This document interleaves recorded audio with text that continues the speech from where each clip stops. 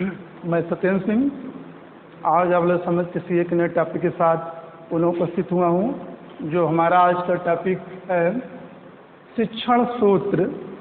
शिक्षण अधिगम के जो सिद्धांत है उस सिद्धांत के अंतर्गत जो हमारा टॉपिक है वो शिक्षण सूत्र है। शिक्षण सूत्र क्या है, अब इसके बारे में आप लोग जानिए।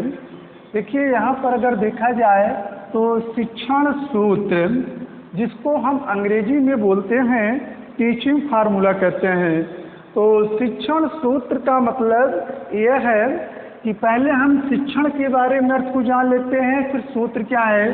तो शिक्षण एक ऐसी प्रक्रिया है जो कि छात्रों में व्यवहार परिवर्तन करने का कार्य करती है।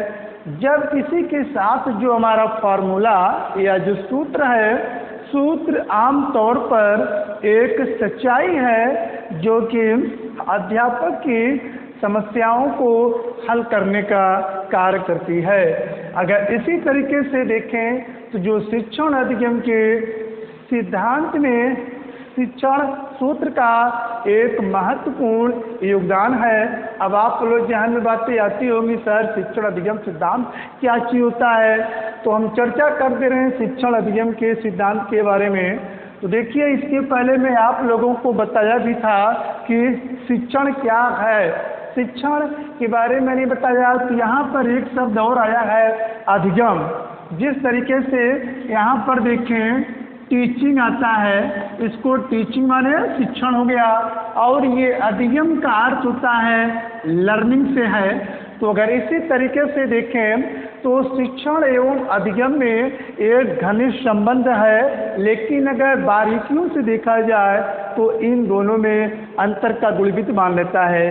तो हम बात करते हैं पहले शिक्षण के बारे में, इनको स्पष्ट कर दे रहे हैं कि शिक्षण एवं अधिगम का क्या सिद्धांत है। तो इसके बारे में जान लें कि शिक्षण के बारे में शिक्षा के क्षेत्र में शिक्षण का एक महत्वपूर्ण योगदान होता है। इसके पहले मैं आपसे बता दिया हूँ, शिक्षण के द्वारा ही छात्रों में व्यवहार परिवर्तन करके संपूर्ण विकास का कार्य किया जाता रहा है। शिक्षण यह जो शैक्षिक प्रक्रिया का एक महत्वपूर्ण अंग होता है जो कि छात्र एवं विषय वस्तु के मध्य हमेशा से संबंध स्थापित करने का कार्य करता रहा है। और इसी तरीके से देखें तो शिक्षण और अधिगम की बात आती है। अधिगम के बारे में मैंने अब आपको अधिगम के बारे में बता दें कि अधिगम जिनको हम कहते हैं लर्निंग कहते हैं। अधिगम का मतलब सीखने से होता है कि बालक या बच्चा कितना सीखा, उनका सीखना ही मनोविज्ञान में एक शब्द प्रयोग किया जाता है जिनको हम अधिगम कहते हैं। अगर अधिगम के बारे में देखें तो इसमें कुछ थिंकर ने अपने डिफिनेशन को व्यक्त किया है। जैसे गिलफोर्ड है, तो गिलफोर्ड ने ये कहा है व्यवहार व्यवहार में आया हुआ कोई परिवर्तन ही अधिगम है। और इसी तरीके से अगर हम अधिगम के बारे में देखें तो क्रो एंड क्रो की भी डिफिनेशन फेमस है। उन्होंने ये कहा है कि आदतों, ज्ञान एवं अभिवृत्तियों का जो वर्जन है उसी को हम अधिगम कहते हैं। और किसी ने भी जो है अधिगम के बारे में कुछ मनोवैज्ञानिक ने ये कहा है कि नवीन ज्ञान एवं नवीन प्रक्रियाओं को जो प्राप्त करने की हमारी क्रिया होती है उसी को हम अधिगम कहते हैं। तो अधिगम के बारे में मैं आपको क्लेरिफिकेशन या इनका जो है स्पष्टीकरण कर दिया। तो बात आती है अगर हम परिभाषा के अप्रोच से देखें तो इन दोनों में अंतर का गुण बहुत ही विद्यमान रहता है। अब हम देखें जो शिक्षण के बारे में, इसके पहले अगर आप हमारे वीडियो को देखे होंगे तो मैंने आपको शिक्षण के संदर्भ में कुछ थिंकर के डिफिनेशन भी बताया था। फिलहाल शॉर्टली में जान लीजिए थोड़ा से आप लोग। तो इसके संदर्भ में देखें तो इसमें मैंने आपको कोमस्वार की जो डिफिनेशन बताया, स्वाइटिस एवं बर्नमैन की डिफिनेशन बताया था, उसमें जैक्सन की डिफिनेशन बताया था, स्मिथ की डिफिनेशन बताया, तमाम सारे में परिभाषाओं को स्पष्ट किया था। लेकिन यहाँ पर हम किसी एक जो है डिफिनेशन पर जाते हैं जो कि हमारा डिफिनेशन है वो कोमस्वार के अनुसार। तो कोमस्वार ने ये कहा है कि शिक्षण का अर्थ होता है प्रशिक्षण देने से होता है, शिक्षित करने से होता है, प्रोपेगेंडा या प्रचार करने से होता है, आदेश एवं उपदेश से होता है। इसी तरीके से अगर देखें तो स्मिथ महोदय ने भी अपना विचार व्यक्त किया है। उन्होंने ये कहा है कि शिक्षण क्रियाओं का एक समूह है जो अधिगम को उत्पन्न करने के लिए सदैव इंडस्ट्रेट करता है या प्रेरित करने का उपकार करता रहता है। तो ये मैं आप लोगों को शिक्षण एवं अधिगम में क्या रिलेशन है, क्या इनमें जो है अंतर का गुण पाया गया है, इन दोनों में अंतर को बताने का प्रयास किया हूँ। अब देखिए शिक्षण अधिगम के जो सिद्धांत में अब हम बात कर रहे थे शिक्षण सूत्र के बारे में। मैंने आपको भी प्रारंभ में बताया था कि शिक्षण अधिगम के जो है सिद्धांत में शिक्षण सूत्रों का एक महत्वपूर्ण योगदान होता है। शिक्षण सूत्र के द्वारा ही छात्रों में व्यवहार परिवर्तन किया जाता है और सूत्र के द्वारा ही अध्यापक अपनी समस्याओं को हल करने का प्रयास करते हैं। तो बात करते हैं हम शिक्षण सूत्र के संदर्भ में देखें तो इसमें टी रेमंड की डिफिनेशन आती है। टी रेमंड तो उन्होंने जो है टी रेमंड ने अपनी डिफिनेशन ये व्यक्त किया है कि सूत्र अगर देखें तो इसमें एक डिफिनेशन के तौर पर हट जाए, इन्होंने किसी ने ये कहा कि सूत्र आमतौर पर एक सच्चाई है जो किसी समस्या को हल करने का प्रयास करती है। फिलहाल यहाँ पर हम जो है शिक्षण सूत्र के बारे में बात कर रहे हैं। उन्होंने ये कहा है, टी रेमंड की बात हो रही है कि शिक्षण सूत्र पथ प्रदर्शन का कार्य करते हैं और उसमें सिद्धांत को व्यवहार में लाने की भी अपेक्षा इसमें की जाती है शिक्षण सूत्र में। तो ये मैं आप लोगों को जो है शिक्षण सूत्र के बारे में बता दिया। अब शिक्षण सूत्र के बाद फिर आगे हमारा जो टॉपिक आता है कि शिक्षण सूत्र की कहाँ पर जरूरत पड़ती है, कहाँ पर इनकी आवश्यकता होती है, क्या इनके महत्व होते हैं, जान लेते हैं this needs of teaching formula and क्या इसके महत्व है, इसके बारे में देखते हैं। तो शिक्षण सूत्र की आवश्यकता होती क्या है। शिक्षण संबंधी समस्त समस्याओं को हल करने के लिए शिक्षण सूत्र की आवश्यकता निहित है। शिक्षण विधियों को स्पष्ट करने में जो है शिक्षण सूत्र की जरूरत पड़ती है। शिक्षण की प्रविधि में भी शिक्षण जो है सूत्र का प्रयोग किया जाता है। शिक्षण की कमियों को दूर करने के लिए क्या कमियां हैं, कैसे पढ़ाया जाए, इन सभी को दूर करने के लिए इनकी हमको आवश्यकता पड़ती है। अब शिक्षण सूत्र की आवश्यकता एवं क्या इनकी महत्व है, जो महत्व पॉइंट भी इसी में निहित है। तो अब देखें, बात करते हैं हम शिक्षण सूत्र के प्रकार के बारे में। और शिक्षण सूत्र टाइप ऑफ टीचिंग फार्मूला। तो शिक्षण सूत्र के प्रकार में देखें तो जो पहला प्रकार आता है सरल से कठिन की ओर, फिर जो दूसरा आता है ज्ञात से अज्ञात की ओर आता है, फिर जो थर्ड आता है स्थूल से सूक्ष्म की ओर आता है, फिर फोर्थ नंबर आता है पूर्ण से अंश की ओर, फिर पांचवा जो हमारा है वो अनिश्चित से निश्चित की ओर आता है, छठा है प्रत्यक्ष से अप्रत्यक्ष की ओर, सातवां विशिष्ट से सामान्य की ओर, आठवां है विश्लेषण से संश्लेषण की ओर, फिर नौवां जो है मनोवैज्ञानिक से तर्कणा या तर्क की ओर, 10वां अनुभव से तर्क की ओर, 11वां प्रकृति का अनुसरण। तो ये था हमारा शिक्षण सूत्र। कितने होते हैं तो मैं उनके प्रकारों के बारे में जिक्र किया, लेकिन अब मैं इसको ब्रीफली में बता दे रहे हैं कि फ्रॉम इजी टू हार्ड, यानी सरल से जो कठिन का ये फार्मूला है होता क्या है, किस तरीके से इसको व्यक्त किया जाता है। तो सरल से कठिन की ओर देखें तो शिक्षण कार्य करते हुए अध्यापक को सर्वप्रथम सरल वस्तु के बारे में उनको ज्ञान देना चाहिए, फिर इसी क्रम में उनको कठिन के बारे में जानकारी देना चाहिए। सरल वस्तु का ज्ञान हो जाने के बाद तो छात्रों को फिर कठिन के बारे में बताने से छात्रों को उस विषय में समझने में आसानी हो जाता है। अगर इसी को जो है फ्रॉम इजी टू हार्ड जो फार्मूला है इसके संदर्भ में देखें तो इसमें रायबर्न का विचार आता है। रायबर्न तो इन्होंने ये कहा है हमारा कार्य एवं हमारे कार्य एवं पाठ हमारे कार्य एवं हमारा पाठ जो है वो छात्र के मानसिक स्तर के अनुरूप होना चाहिए। तो सरल से इसीलिए जो है एक अध्यापक को अध्यापन कार्य करते समय सरल से कठिन की ओर ले जाने वाले सूत्र का अनुसरण उनको करना चाहिए। अब देखें तो रायबर्न महोदय ने इसके बारे में साफ या क्लियरली या स्पष्टतः कर दिया है कि हमारा कार्य एवं हमारा जो पाठ है वो छात्र के मानसिक स्तर के अनुकूल। अब आप लोग समझ रहे होंगे किसका कहने का मतलब, अगर कोई भी अध्यापक कक्षा में एंट्री कर लिया पढ़ा रहा है तो अगर प्रारंभ में ही जो है वो छात्रों के समक्ष कठिन विषयों का समावेश कर देगा तो जाहिर सी बात है कि छात्रों को ये लगेगा अरे विषय वस्तु तो बहुत कठिन है। तो इसीलिए जो है हमेशा ही अध्यापक को अध्यापन कार्य करते समय प्रारंभ में उनको सरल का प्रयोग करना चाहिए, सरल वस्तु या चीज़ों का प्रयोग करना चाहिए।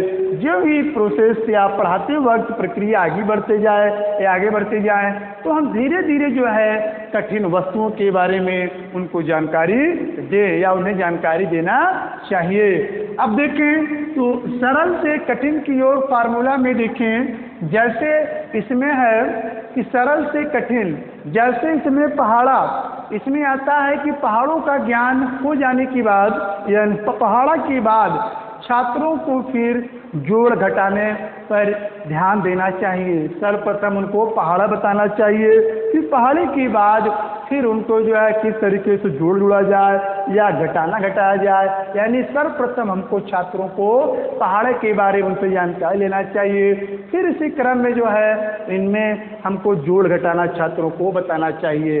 कहने का मतलब छात्र जो है सरल से परिचित हो जाएंगे जब आप छात्रों के समक्ष किसी सरल वस्तु के बारे में, जैसे मैं आपको बताया टेबल या गिनती या पहाड़ा के बारे में छात्रों को बताएंगे तो जाहिर सी बात है कि अगर बच्चा अगर 2 या तीसरी कक्षा में है तो वो जो है पहाड़ों या जो गिनतियों से तो वाकिफ हो जाएगा।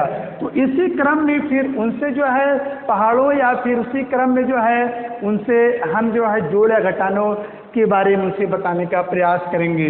तो यही जो है फार्मूला हमारा सरल से कठिन की ओर जो है ले जाने का कार्य करता है। अब देखें जो ये सरल से कठिन की ओर के बाद अब आगे जो हमारा आता है ज्ञात से अज्ञात की ओर, जिसको हम कहते हैं फ्रॉम नोन टू अननोन। अब देखें तो ज्ञात से अज्ञात होता क्या है, अब हम इसके बारे में चर्चा कर लेते हैं। विद्यार्थी जिसे जानता है या बालक या छात्र जो चीज़ें जानता है वो सभी ज्ञात होती है, लेकिन जो बात बालक जानता नहीं वो सब अज्ञात होती है। जैसे प्रत्येक विषय का अनपढ़ा पाठ छात्रों की दृष्टि से अज्ञात होता है, लेकिन विद्यार्थी उसी पाठ को जो अपने ज्ञानेंद्रियों के माध्यम से जान लेता है या समझ लेता है तो वो सभी सारी बात उनके लिए ज्ञात हो जाती है। तो यही जो फार्मूला है कि ज्ञात से अज्ञात की ओर अध्यापक को अध्यापन कार्य करते हुए छात्रों के समक्ष सर्वप्रथम ज्ञात चीज़ों के बारे में जानकारी देना चाहिए, फिर इसी क्रम में उनको क्या ज्ञात नहीं है उसके बारे में फिर उनको जानकारी देना चाहिए। अगर इसी क्रम में देखें तो जो ज्ञात से अज्ञात की ओर ये हमारा फार्मूला है, ये छात्रों के मनोवैज्ञानिक तथ्य पर आधारित होता है। ज्ञात से अज्ञात का जो फार्मूला है वो छात्र के मनोवैज्ञानिक तथ्य पर ये आधारित होता है। अगर इसी क्रम में देखें तो आप लोग ध्यान दीजिए, हमारा जो टॉपिक चल रहा है बहुत इम्पोर्टेंट क्लास है, इसमें ध्यान दीजिए। इसमें अक्सर जो डीएलएड के पेपर में एग्जाम में क्वेश्चन हमेशा ही पुटअप करते रहते हैं या पूछे जाते हैं कि ज्ञात से अज्ञात की ओर सूत्र किस पर आधारित है, तो आप लोगों के समक्ष मैंने भी बता भी दिया यह एक मनोवैज्ञानिक तत्व पर आधारित है। तो अब मैं आप लोगों को देखें तो जो ये ज्ञात से अज्ञात से फ्रॉम नोन टू अननोन मैंने बता दिया अभी, तो इसके संदर्भ में देखें तो इसमें स्पेंसर का विचार प्रमुख है या महत्वपूर्ण है। अब आप लोग जानते हैं कि स्पेंसर कौन है। स्पेंसर एक प्रारंभ में जैव शास्त्री विचारक थे या जैव वैज्ञानिक थे, लेकिन जो बाद में उनका अप्रोच हो गया शिक्षा शास्त्र की तरफ बढ़ गया, यानी एक जो बाद में वो क्या हो गए शिक्षा शास्त्री बन गए। तो इन्होंने देखें तो स्पेंसर ने आगे आप अगर पढ़े होंगे तो इसमें जो पॉलिटिकल है स्पेंसर का जैव शास्त्री सिद्धांत है या विकास का जो सिद्धांत है वो प्रायः हर्बर्ट स्पेंसर के नाम से ही उल्लिखित है या लिखा गया है। तो अब इसी के बारे में देखें तो मैं आपको स्पेंसर के विचार के बारे में बात कर रहे हैं। तो इन्होंने ये कहा है कि मस्तिष्क को ज्ञात तथ्य मस्तिष्क को ज्ञात तथ्य पसंद होते हैं, वे उसी पसंद का उस सीमा तक मस्तिष्क में ग्रहण करते रहते हैं किसी बात को। तो इसी तरीके से जो है स्पेंसर ने अपने विचार को इस तरीके से व्यक्त किया है। अब इसी क्रम में देखें तो जो ज्ञात से अज्ञात की ओर हमारा ये फार्मूला है, इसमें भी एग्जाम्पल जान लीजिए आप लोग। जैसे ज्ञात से अज्ञात और सरल से कठिन देखा जाए तो दोनों में कुछ सिमिलरिटीज हैं, दोनों में कुछ समानताएं पाई गई हैं। लेकिन यहाँ से देखिए ज्ञात से अज्ञात क्या है। जैसे मैंने आपको या जैसे पहाड़ा छात्रों को बताया, फिर पहाड़े के बाद उनको जो है जोड़ के बारे में उनको जो है जानकारी देना, ये भी बातें जो है ज्ञात से अज्ञात की ओर ले जाने का कार्य करती है। अब देखें आपको जो अगला हमारा टॉपिक है, थर्ड नंबर है स्थूल से सूक्ष्म की ओर। स्थूल से सूक्ष्म की ओर ये फार्मूला जिनको कहते हैं फ्रॉम एब्स्ट्रैक्ट टू कॉन्क्रीट बोलते हैं। तो इसके बारे में देखें स्थूल से जो है सूक्ष्म की ओर सूत्र, इस सूत्र के विषय में बात करें। इस सूत्र का सर्वप्रथम प्रयोग हर्बर्ट स्पेंसर ने किया था। इसके अनुसार हमारे जो पाठ का आरंभ है वह स्थूल वस्तुओं से किया जाए एवं इसका अंत जो है सूक्ष्म बातों से हो।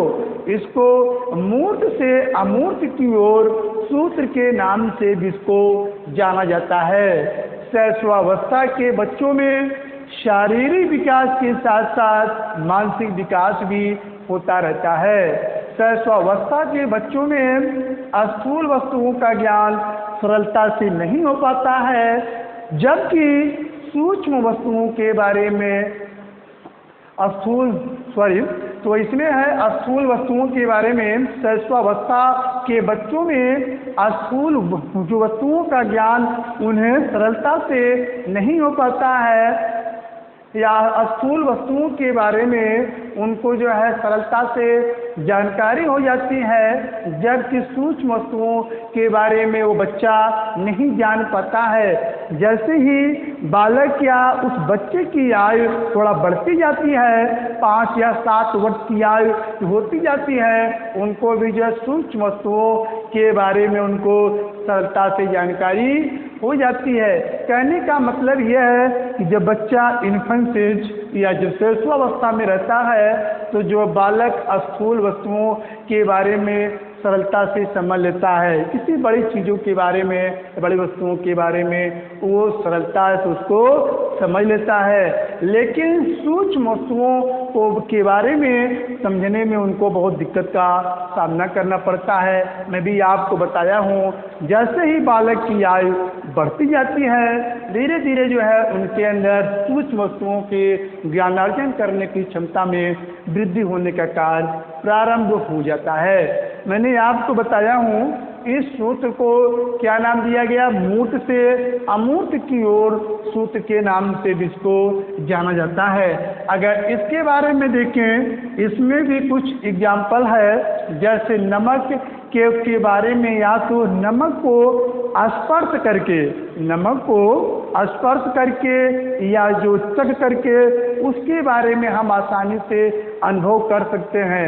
तो ये जो है फार्मूला स्थूल से सूक्ष्म की ओर ले जाने का कार्य करता है। फिर आगे है जैसे पूर्ण से अंश की ओर, जिनको हम बोलते हैं फ्रॉम होल टू पार्ट कहते हैं। तो अब बात क्या है, पूर्ण से अंश की ओर क्या है? इसमें अगर देखा जाए, इस सूत्र का सर्वप्रथम प्रयोग गेस्टाल्ट वादियों ने किया था, या पूर्ण से अंश, इस सूत्र का सर्वप्रथम गेस्टाल्ट वादियों ने किया था। जो गेस्टाल्ट वादियों को हम अवयवीवाद या अवयववाद या इसी को एक नाम है समग्राकृतिवाद, तो इसे हम कई नामों से जानते हैं। तो इसमें जो है गेस्टाल्टवाद को समग्राकृत मैंने बताया, इसको जो है कई नामों से जानते हैं। तो जैसा कि गेस्टाल्टवादियों के अनुसार हम किसी वस्तु को उसके पूर्ण रूप में ही देखना चाहते हैं, गेस्टाल्टवादियों के अनुसार हम किसी वस्तु को उसके पूर्ण रूप में ही देखना चाहते हैं। इसलिए बालक को सिखाने या बताने के लिए पहले उन्हें पूर्ण का ज्ञान दे, फिर उसके बाद उनको जो है भागों के बारे में जानकारी देना अत्यंत ही आवश्यक होता है। तो ये था जो है मैं आपको बताया फ्रॉम होल टू पार्ट्स के बारे में। तो जो पूर्ण से अंश का जो हमारा फार्मूला है, अगर इसी क्रम में देखें, जैसे इसमें दो एग्जाम्पल आते हैं, जैसे पालतू पशुओं का पाठ पढ़ाते समय कुछ पालतू पशु जैसे गाय हो गया, बैल हो गया, भैंस हो गया, इन सभी को जो है चित्र के माध्यम से दिखाना, फिर दिखाते हुए फिर इनके भागों के बारे में जो जानकारी देने का कार्य किया जाता है, वही फार्मूला है जो उनको पूर्ण से अंश की ओर ले जाने का कार्य करता है। अब ये पूर्ण से अंश की ओर ले जाने वाले एक फार्मूला और फॉलो करता है, जैसे कंप्यूटर के बारे में अध्ययन करना है या छात्रों को कंप्यूटर के बारे में जानकारी देना है, तो सर्वप्रथम हम कंप्यूटर के बारे में बताएंगे ही, तो इसके बाद इसके भी जो कुछ भाग होंगे, जैसे माउस हो गया, सीपीयू हो गया या मॉनिटर हो गया, या इसके जो अन्य भागों के बारे में जो हम उनको जानकारी देंगे या जो उनको बताने समझाने का प्रयास करेंगे, यही फार्मूला ही है जो उनको पूर्ण से अंश की ओर ले जाने का कार्य करती है। अब देखें, पूर्ण से अंश की ओर फार्मूले के बाद अब आगे हमारा आता है अनिश्चित से निश्चित की ओर, फ्रॉम इनडिफिनिट टू डिफिनिट। अब हम इसको जो है पहले जान लेते हैं अनिश्चित क्या होता है, फिर निश्चित क्या होता है। अब इसके बारे में देखें, बालकों में बौद्धिक विकास का जो क्रम होता है अनिश्चित से निश्चित की ओर होता है। मानसिक विकास एवं अनुभव के साथ साथ उनके विचारों में अस्पष्टता आती है। प्रारंभ में बच्चों में किसी घटना, तथ्य, वस्तु का स्पष्ट ज्ञान नहीं हो पाता है। अनुभव, परिपक्वता के अभाव एवं कल्पना की अधिकता के कारण वह बच्चा या बालक मन ही मन में विचार बना लेते हैं जो कई बार अस्पष्ट, अनिश्चित एवं गलत भी हो जाते हैं। इसीलिए शिक्षण कार्य करते हुए एक अध्यापक को जो है बालक के अनिश्चित ज्ञान को मुख्य केंद्र बिंदु बनाते हुए फिर धीरे धीरे उनको तब निश्चित की ओर उन्हें लाना चाहिए। एक अध्यापक का दायित्व है। कि बालक अगर अनिश्चित की ओर है उसको हमको किस तरीके से हम बच्चों या छात्रों को सिखाने या बताने या पढ़ाने का कार्य करें जो कि बालक का ध्यान जो है निश्चित की ओर चले जाए। अब जैसे आपको मैं एग्जाम्पल के तौर पर जैसे बालक का बौद्धिक विकास, जैसे आपको हम बता देते हैं कि बालक का जो है इंटेलेक्चुअल जो डेवलपमेंट होता है, अगर बौद्धिक विकास के बारे में बात करें, जो बुद्धियों का विकास होता है, अगर देखें तो जो बुद्धियों का जो विकास होता है तो बालक जैसे जब गर्भावस्था में रहता है तो गर्भावस्था के दौरान या गर्भावस्था के बाद से ही तो बालक के अंदर वृद्धि होने का कार्य प्रारंभ हो जाता है। फिर जब उनका जन्म होता है तो जन्म के बाद ही उनके विकास की प्रक्रिया निरंतर ही चलती रहती है। कहने का मतलब जो विकास है वो निरंतर चलता रहता है। जो अब यहाँ बात हो रहा है बौद्धिक विकास के बारे में, तो बौद्धिक विकास जैसे बालक जब शैशवावस्था में रहता है तो उनकी जो है जिज्ञासाएं या सोचने समझने की कार्य क्षमता बहुत तेज होती है। उसमें जो है उनके अंदर कितना उनके अंदर बहुत सारी सी लालसा या जिज्ञासा होती है, वो बहुत कुछ सारा वो जानने का प्रयास करता है। यानी कहने का मतलब देखा जाए तो जो शैशवावस्था से ही बालकों या बच्चों में बौद्धिक विकास का कार्य होना प्रारंभ हो जाता है। अब शैशवावस्था के बाद हमारा आता है शैशवावस्था के बाद नंबर जो दूसरा आता है वो बाल्यावस्था आती है।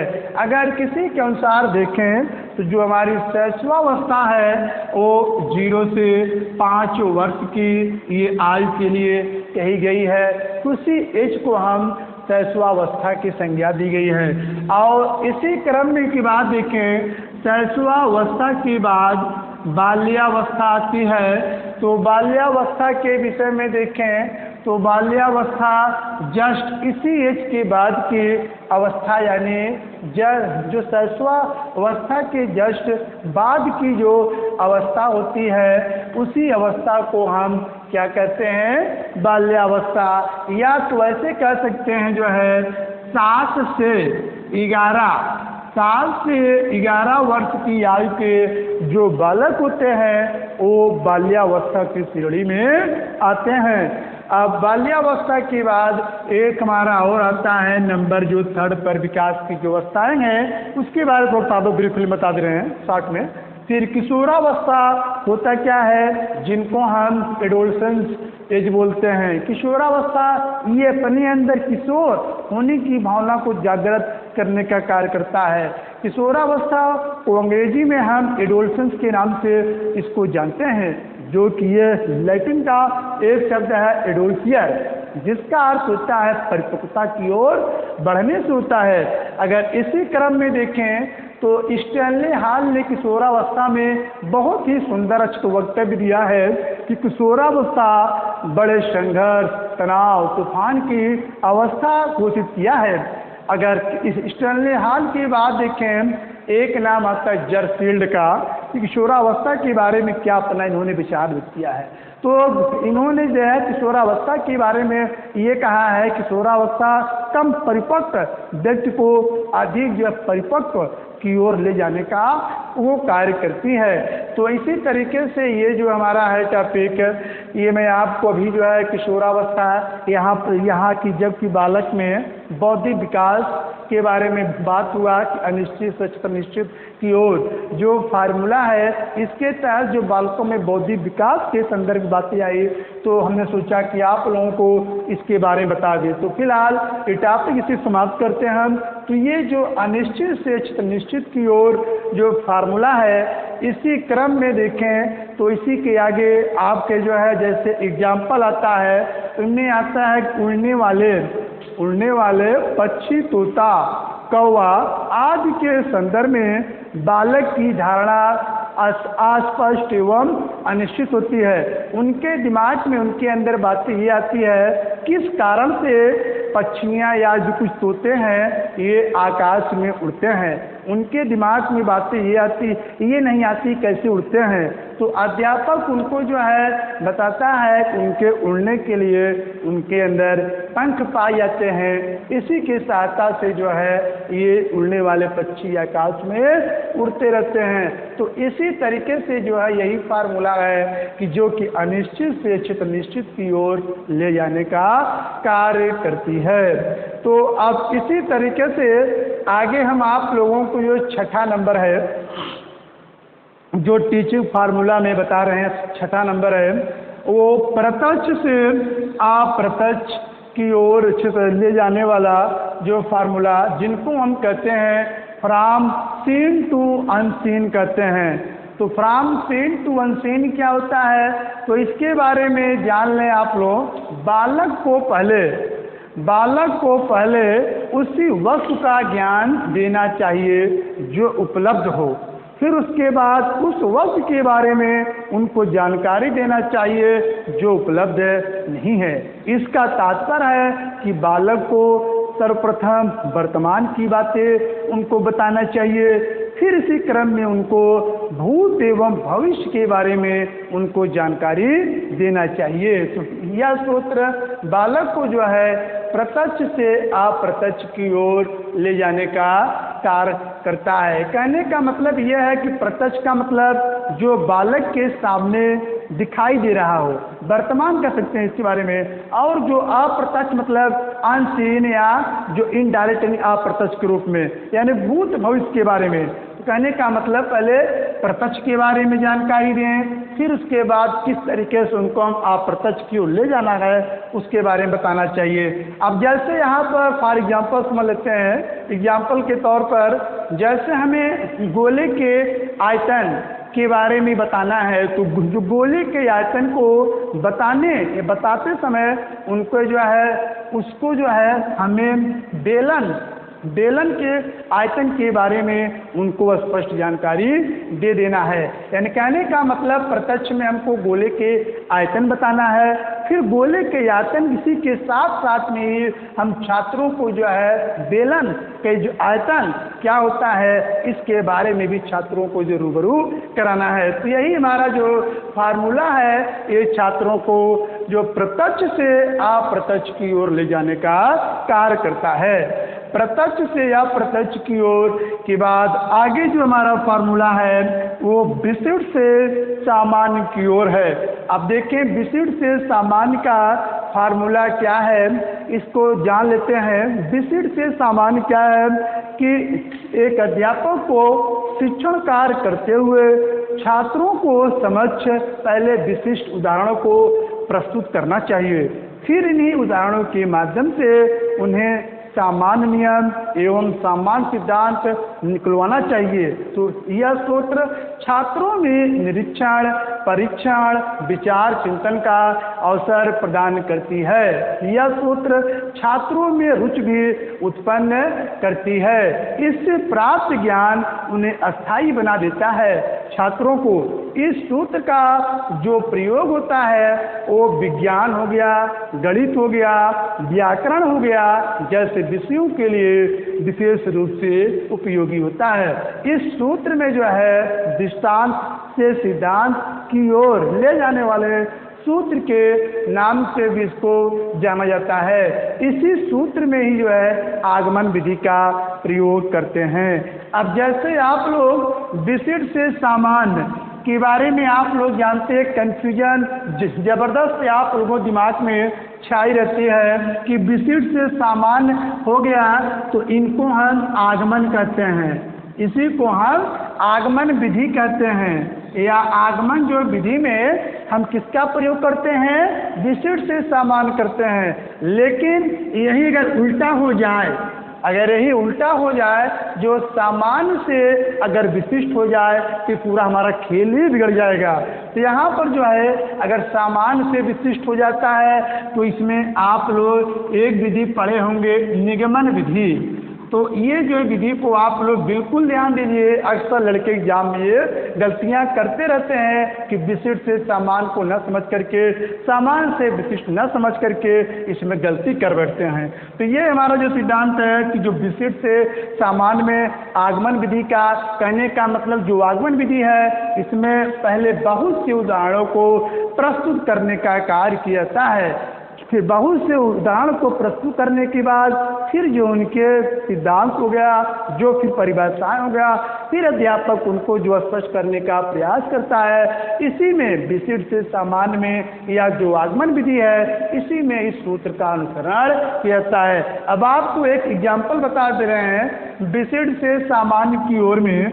जैसे सोहत ओढ़े पीत पट श्याम सलोने गात मनो नीलमणि शैल पर आतुक परियो प्रभात। ये जो एग्जाम्पल है, और इसी तरीके से और भी एग्जाम्पल इसमें है कि चारु चंद्र की चंचल किरणें खेल रही थी जलथल में। कहने का मतलब यहाँ पे ये है कि यहाँ पर पहले अध्यापक एग्जाम्पल के माध्यम से छात्रों को बताने का प्रयास करता है।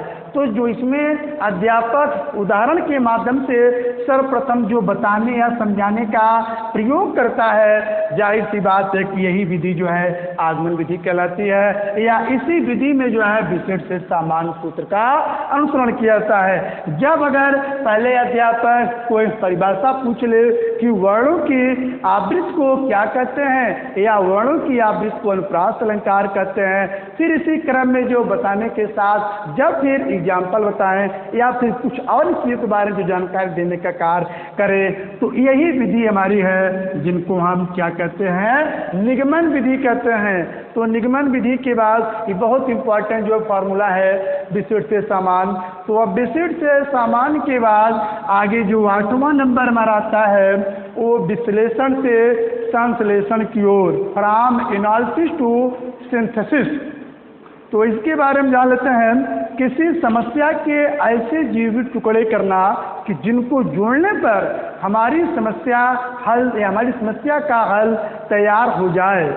किसी समस्या के ऐसे जीवित टुकड़े करना कि जिनको जोड़ने पर हमारी समस्या का हल तैयार हो जाए, तो उसी को हम विश्लेषण कहते हैं। और खंडों में प्राप्त ज्ञान को जब जोड़कर समझाने या बताने का प्रयास किया जाता है, तो इसी प्रक्रिया को ही हम संश्लेषण कहते हैं। तो विश्लेषण के आपके बारे में, तो विश्लेषण एवं जो है संश्लेषण कहने का मतलब मैंने बताया कि खंडों में प्राप्त ज्ञान को ही जब जोड़कर समझाने बताने का कार्य किया जाए, तो उसी प्रक्रिया को हम सिंथेसिस कहते हैं, फ्रॉम एनालिसिस टू सिंथेसिस। अब हम आप सबको जो है एग्जाम्पल से बिल्कुल स्पष्ट करा देंगे कि होता क्या है। जैसे इसमें हम पार्लियामेंट का अध्ययन करना है, जैसे संसद का अध्ययन करना है, तो छात्रों को हम ये बताएंगे कि हमारे देश की भी एक संसद होती है। फिर इसके बाद जो है संसद के क्या क्या भाग होते हैं, जैसे इसमें राष्ट्रपति हो गए, राज्यसभा हो गए, फिर लोकसभा हो गए। इसके बारे में छात्रों को जो जानकारी देने का कार्य हम करते हैं, तो इसी प्रक्रिया को ही हम विश्लेषण कहते हैं। फिर इसी के बाद फिर हमारी क्या चालू होता है, बोलो, संश्लेषण।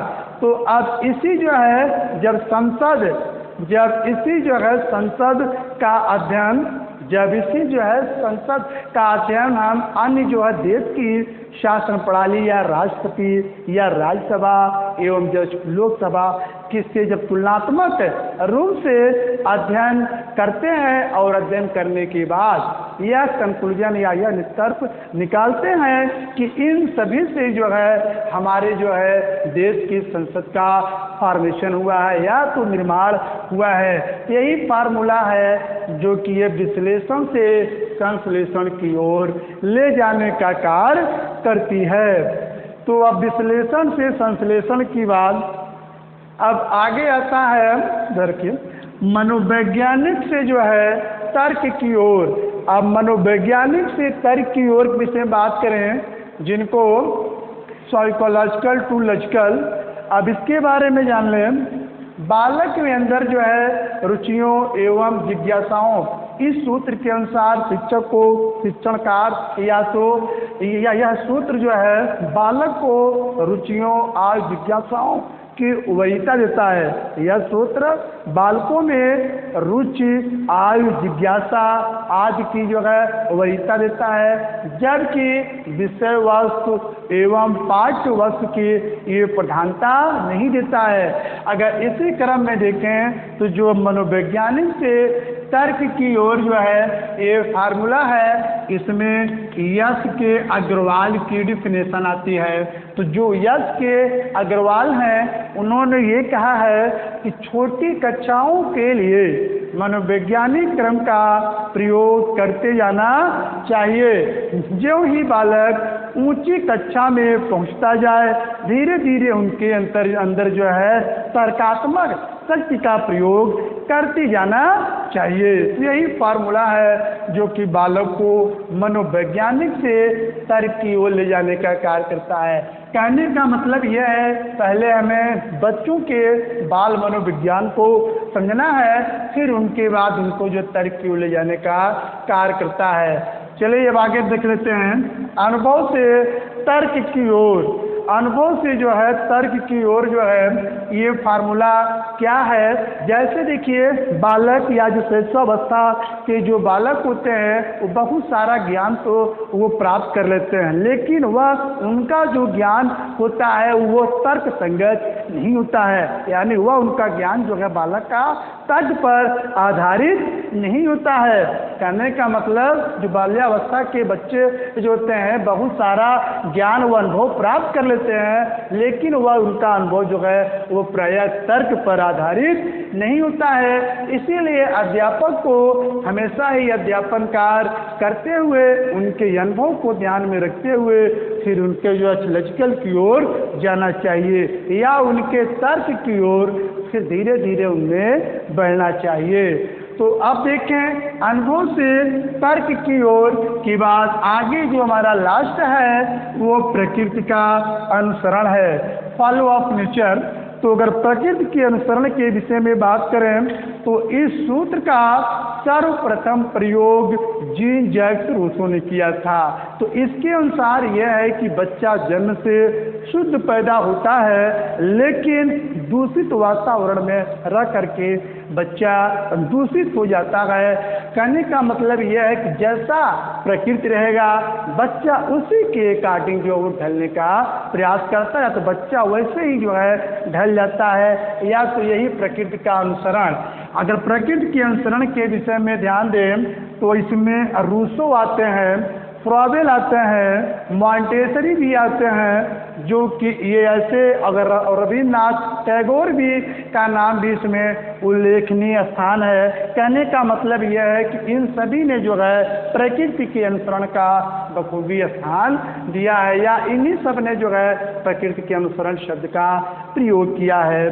तो इसी के साथ आज का हमारा ये टॉपिक समाप्त होता है। फिर हम मिलेंगे किसी नए टॉपिक के साथ। Thank you.